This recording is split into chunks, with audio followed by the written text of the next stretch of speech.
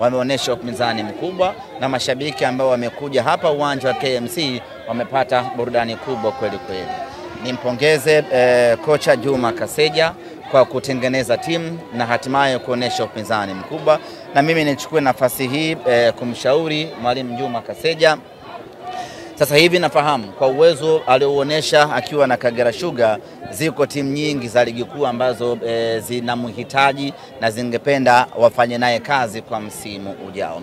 Mimi ni mshauri, kama ataona inafaa abaki hapo hapo Kagera Sugar, pamoja na kwamba imeshuka daraja, lakini abaki na Kagera Sugar ili adhihirishe na aoneshe ubora wake.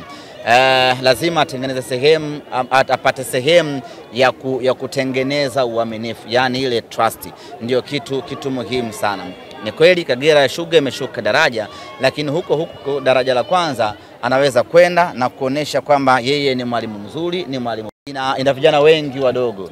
Nadhani ukitoa Joseph Mahundi, ukitoa Abdalla Mfuko, ndio kidogo unaona wakubwa wakina Kipao, golikipa, lakini the rest ni vijana wadogo ambao ukiweza kuwa maintain ukashuka nao daraja la kwanza, baada muda mfupi unapanda nao ligi kuu, unakuja kuendeleza utawala. Mimi binafsi nimeumia pakubwa Kagera Sugar kushuka daraja, kwa sababu Kagera ni timu independent. Kagera sio branch of science. Kagera ni timu ambayo inajitegemea na huwa inatoa upinzani mkubwa kwenye ligi kuu ya NBC.